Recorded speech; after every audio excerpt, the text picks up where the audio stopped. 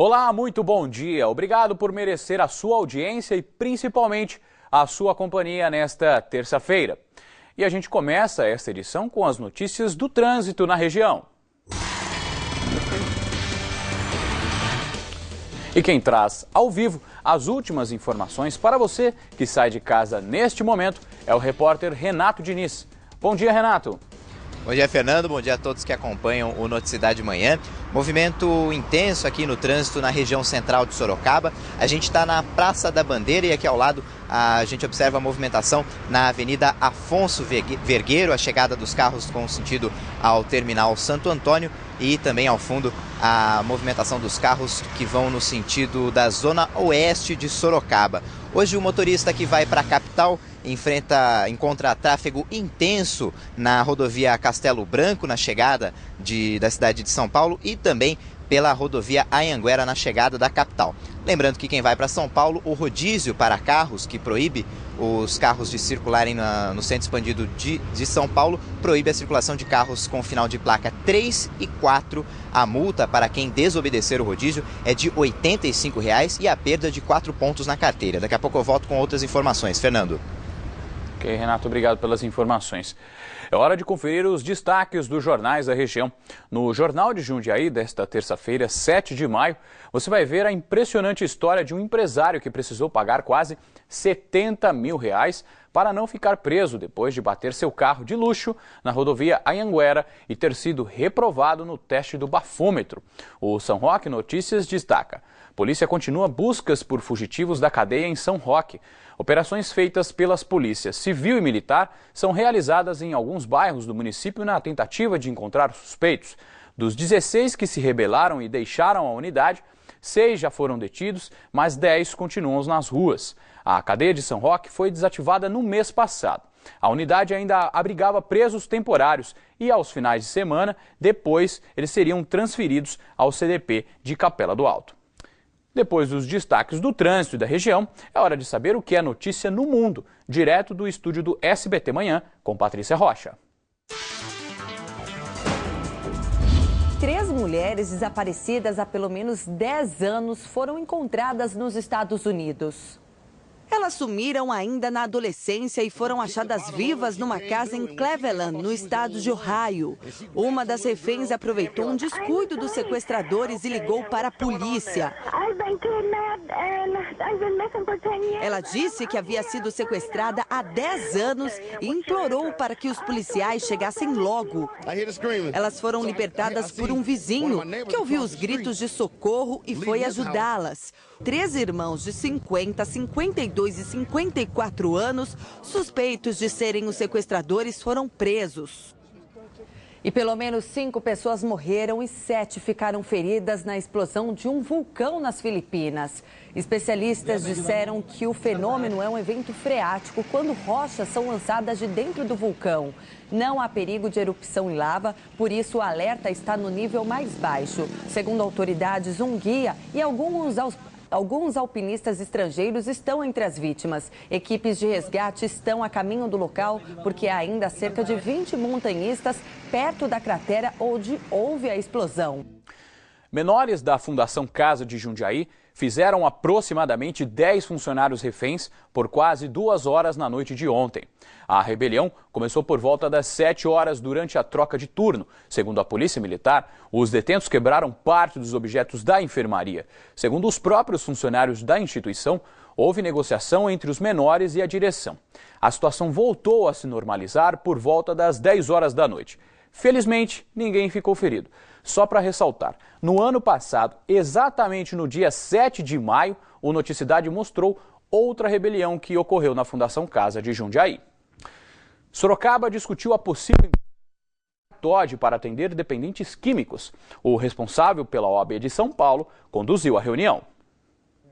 Reinaldo é dependente químico há quase 30 anos. Passou por algumas clínicas de reabilitação por vontade própria, mas não parou em nenhuma. Falta de capacidade minha mesmo, falta de aceitação de uma ressocialização, falta de disciplina, falta de espiritualidade. O ex-gerente de vendas foi internado nessa clínica em Araçoiaba da Serra depois que a filha o enganou, dizendo que iria levá-lo ao dentista. Ele foi o primeiro caso de internação involuntária do estado.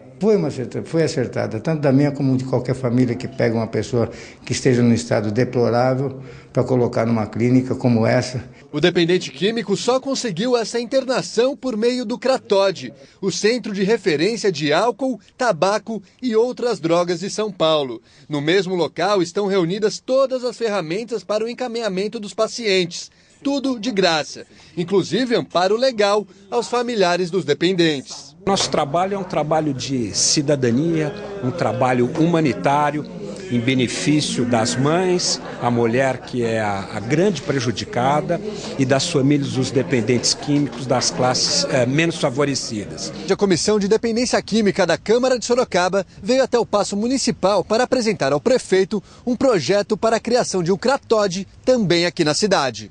Os vereadores tiveram a ideia depois de ir às ruas e ver a situação dos dependentes em Sorocaba.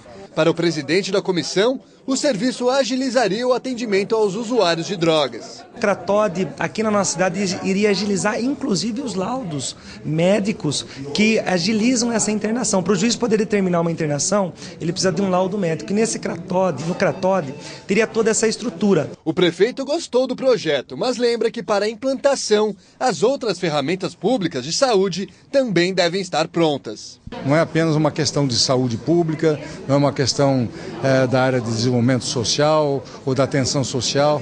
Envolve todas as atividades, envolve o AB, envolve a sociedade civil, envolve questão de esporte, do lazer, da cultura. Tudo isso nós precisamos fazer. Hoje a única opção para quem não tem condições financeiras para pagar um tratamento são os CAPs, os Centros de Apoio Psicossocial. No total são 10, mas apenas um destinado ao atendimento aos dependentes em álcool e outras drogas. Há casos em que o indivíduo não aceita de jeito nenhum tratamento, não aceita a internação, mas, por outro lado, fica perturbando a família, né? Porque você aguentar um alcoólatra não é brincadeira, um dependente de álcool não é brincadeira. Então, é uma ilusão. Ele acha que está abafando e, na verdade, está se consumindo. Alguns dados sobre as drogas impressionam no Brasil. De acordo com a Universidade do Estado de São Paulo, 4% da população adulta do nosso país, quase 6 milhões de pessoas, já fizeram uso de cocaína. O Brasil representa quase 20% do consumo mundial de crack. Ela constitui um caminho fácil para o indivíduo realizar os seus sonhos, suas fantasias, seus delírios, né? Então, usando a droga, o indivíduo sai da realidade, né? E muitas vezes constrói uma realidade para ele muito mais prazerosa, pelo menos no começo. Tratar dessas pessoas podem ajudar a população a deixar de ver cenas como essas, de pessoas miseráveis abandonadas pelas ruas. Uma cidade precisa disso, toda cidade deveria de ter isso, com certeza. É uma oportunidade para quem tem interesse em melhorar na vida, né, sair do vício, poder se recuperar. Entendo que existem muitas pessoas que enfrentam essas dificuldades, problemas diretamente relacionados à questão de dependência e seria ótimo para a cidade de Sorocaba. A gente sabe, né, que sair de qualquer vício é complicado, então uma ajuda sempre é bem-vinda. Vamos entender melhor a diferença entre a internação compulsória e a involuntária. Internação involuntária. O familiar pode solicitar a internação involuntária desde que o pedido seja feito por escrito e aceito pelo médico psiquiatra. A lei determina que, nesses casos, os responsáveis técnicos do estabelecimento de saúde têm prazo de 72 horas para informar ao Ministério Público sobre a internação. Internação compulsória. Neste caso, não é necessária a autorização familiar. Ela é determinada pelo juiz depois de um pedido formal feito por um médico. Nós vamos falar agora de educação. Estão abertas as inscrições para o projeto Bolsa Universidade, oferecido pela Secretaria Estadual da Educação. O repórter Renato Diniz volta ao vivo com mais informações sobre este assunto. Renato. Olha, Fernando, são mais de 7 mil bolsas, dessas 160 em Sorocaba. Nesse projeto, o governo banca metade da mensalidade do aluno de uma universidade particular e a instituição banca o restante, os outros 50%. Sobre isso eu vou conversar agora com a Rosenilda Gomes Faria, ela é coordenadora regional do programa Escola da Família. Bom dia, Rosenilda. Que estudantes podem ter acesso a essa bolsa oferecida pelo governo? Qualquer interessado que esteja regularmente matriculado em uma universidade de ensino superior, que não receba nenhum outro tipo de bolsa e que tenha disponibilidade para atuar junto à comunidade aos finais de semana. Ele precisa se enquadrar em uma faixa de renda? Não necessariamente. Todo candidato tem esse requisito. E ele pode cursar qualquer ano da faculdade? Desde o primeiro ano, junto aos cursos já pré-estabelecidos relacionados pela instituição, ele poderá se inscrever. Então, o candidato vai ter direito a essa bolsa. O que ele precisa fazer em contrapartida? O governo paga a mensalidade e o que ele retribui? De que forma ele retribui? Em contrapartida, ele vai atuar junto à comunidade aos finais de semana, sábado e domingo, durante 6 horas, com atividades ao idoso, às crianças, aos jovens e adultos, visando cultura, esporte, lazer e trabalho. Ele pode participar de qualquer uma dessas atividades? Isso, ele vai desenvolver oficinas, cursos. Dentro das habilidades que ele apresenta, ele vai ter essa chance. Ok, muito obrigado pelas informações. As inscrições para o projeto Bolsa Universidade vão até o dia 13 de maio e a lista com os cursos e as instituições que estão participando desse programa está disponível no site www.escoladafamilia.fde.sp.gov.br. Fernando. Você gosta de ir à feira? O horário da manhã geralmente não se adequa à sua rotina, então fique despreocupado ou despreocupada. Começa hoje em Mairinque uma feira noturna, isso mesmo. Por lá, os consumidores vão encontrar barracas de frutas, verduras, legumes e quem vai passar mais informações sobre este assunto é o repórter Renato Diniz, que volta a falar conosco ao vivo. Renato, esta feira é ideal para pessoas como nós, né, que trabalhamos na parte da manhã, né? Exatamente, Fernando. Essa feira com horário alternativo é bastante interessante, né? Um dos objetivos é atender esse público e eu vou conversar sobre essa feira com o prefeito da cidade de Mairinque, Pinho Merguizo. Bom dia, prefeito. Essa feira vai atender o público, né, num horário diferenciado. Que mais? Que outras razões para essa feira noturna? Bom dia, Renato. Bom dia, Fernando.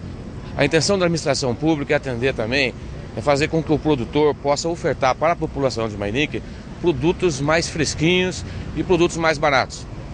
Haja visto que, com o advento dessa feira, às terça-feiras, no horário noturno, o mairinquense agora ele terá feira terça, quarta, quinta e domingos. Portanto, várias opções e vários dias para ter os produtos mais fresquinhos da cidade.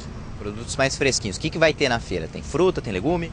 É uma feira normal, vai ter a banca de frutas, verduras, legumes, pastel. E vamos ter também uma novidade que é a música ao vivo, Fernando e Renato. Bom, essa feira vai ser realizada todas as terças num período de 90 dias, né? Isso é um período experimental, existe chance disso continuar? Isso, ela é em caráter experimental exatamente para que possamos nos adequar à vontade da população de Mairinque. Então pode ocorrer mudança de horário, local e dia. Tá ok, prefeito, muito obrigado pelas informações. Olha, Fernando, essa feira é das 5 da tarde e vai até às 9 da noite, feira no período noturno lá em Mairinque, na rua Doutor Gaspar Ricardo Júnior. Fernando. Renato, vamos combinar de ir lá nessa feira, lá comer um pastel, topa? Vamos lá, vamos encomendar um pastel e já estrear na primeira feira de Mairinque. Tá ok, então. No quadro Notícias do Campo de hoje, vamos mostrar a produção de tomates em um sítio que fica em Salto de Pirapora.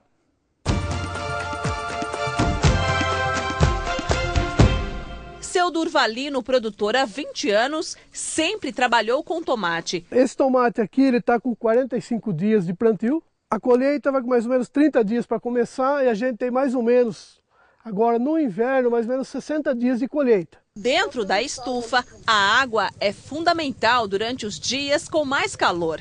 Da semente a 15 dias para mudas que vão crescer um pouco mais. É feito o preparo de terra, que é adubação, calagem. Já com 30 dias ela ir para a terra. A lida na roça é dividida com um cunhado que prepara a terra. Tem o tombamento do solo, depois além do tombamento vem a correção, que é usar um calcário para fazer a correção do solo. Depois vem já a niveladora para fazer a corporação do calcário com o solo. E além disso ainda tem a parte de adubação orgânico e química que a gente usa para fazer o cultivo. A agricultura familiar é uma forma de se manter no campo sem a necessidade de contratar mão de obra. No caso do plantio do tomate, seu Durvalino teve de reduzir ainda mais os custos para continuar com a produção. O espaçamento da rua, que é o convencional, 1,40 m, mais ou menos, que é o convencional, a gente optou por 3,50 m, no caso, para diminuir o custo com mão de obra de pulverização. Os tomates do tipo italiano e para salada devem ser colhidos em 10 mil pés plantados há 30 dias. Esse ciclo aqui, mais 90 dias, ele será tirado do lugar, descansado a terra 1 ano, mais ou menos a gente procura descansar 1 ano, fazendo outras plantas no lugar, para evitar doenças e problemas na terra também. A safra deve render 2.500 caixas. O tomate será vendido diretamente aos mercados de Salto de Pirapora, Pilar do Sul e Sorocaba. A comercialização, feita pelo sócio Reginaldo, evita os atravessadores. A saída ajuda os produtores a lucrarem um pouco mais, com um negócio que sofre bastante com o sobe e desce dos preços. Um preço ideal hoje seria de R$ 40 a R$ 50 uma caixa de tomates. Por quê? Porque aí o produtor ganha, entendeu? Ou a pessoa que recebe a mercadoria no supermercado também consegue trabalhar, não é um preço exagerado, certo? E o consumidor também não vai pagar o absurdo, né? Até pouco tempo o tomate valia ouro, mas agora voltou ao preço normal. A terça-feira deve ser de sol com baixas temperaturas na região. Neste momento, nós temos imagens ao vivo de Sorocaba, onde o céu, olha só que céu lindo na cidade. A mínima será de 10 e a máxima de 22 graus. Confira como fica o tempo em outras cidades da região.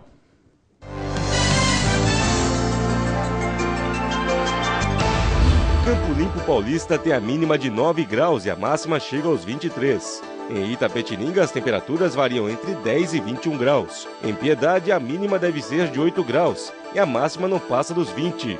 Em Mairinque, as temperaturas ficam entre 7 e 20 graus. O espaço aberto agora é para a cultura.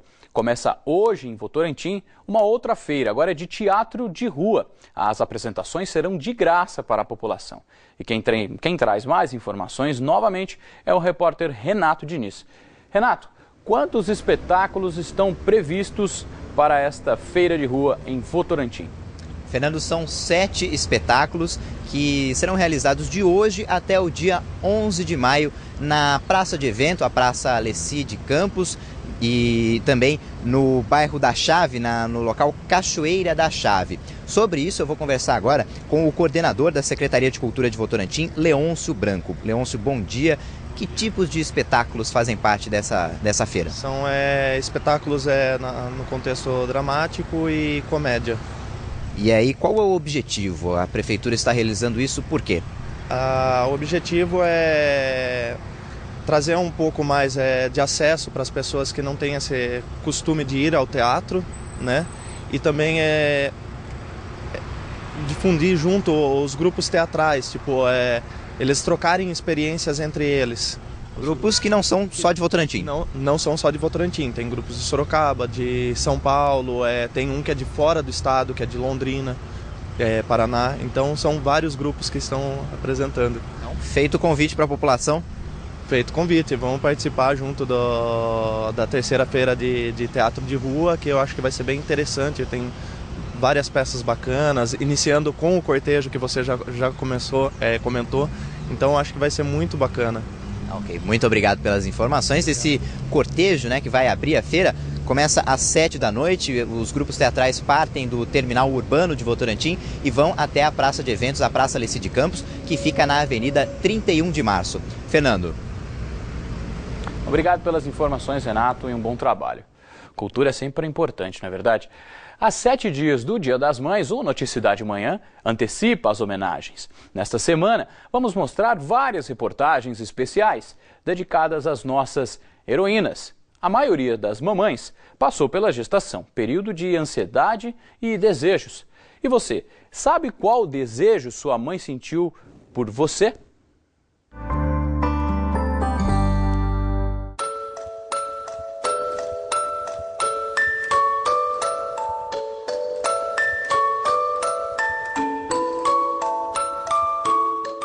desejo de grávida, aquela vontade repentina de comer algo, muitas vezes até inusitado.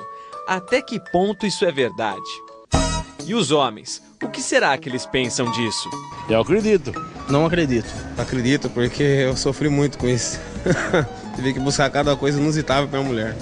O assunto divide a opinião dos homens, mas quem já foi grávida garante, desejo existe e tem cada coisa. Graziela teve o José Rubens há poucos dias. Durante toda a gravidez, ficou viciada em churros. Todos os dias, não importava a hora, ela tinha que comer a iguaria.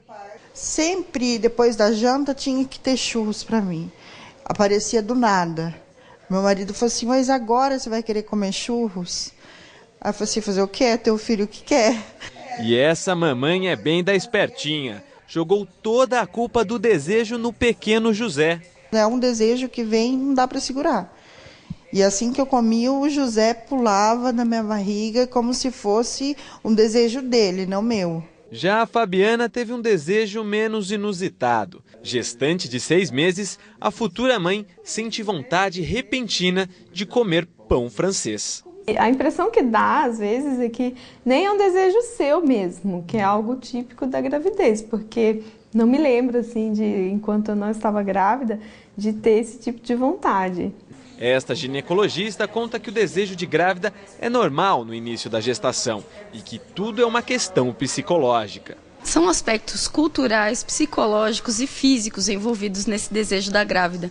No primeiro trimestre, pelo aumento do HCG e da progesterona, realmente tem um certo distúrbio alimentar, vamos dizer assim, porque a grávida sente desejos diferentes. A médica ainda lembra que o ideal é seguir uma dieta balanceada para que esses desejos não ocorram. Ela também não pode se aproveitar disso para sair comendo tudo o que quer, porque senão o preço mais tarde é muito caro. Mas, como diz aquele velho ditado, é bom realizar a vontade delas, já que ninguém quer o filho nascendo com cara de churros e nem de pão.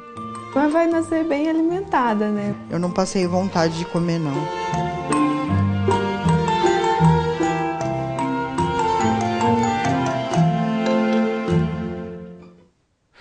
Ah, musiquinha boa e época boa, né? Dava até vontade de voltar a dormir naquele bercinho. O Noticidade Manhã desta terça-feira fica por aqui. Outras notícias da região você acompanha logo mais à 13h com o Nolan Robertos no Manchetes Noticidade. E a gente encerra esta edição com imagens ao vivo da Praça Avenida, ou melhor, da Avenida Afonso Vergueiro, em Sorocaba. Um ótimo dia para você e a sua família. Saúde e sucesso!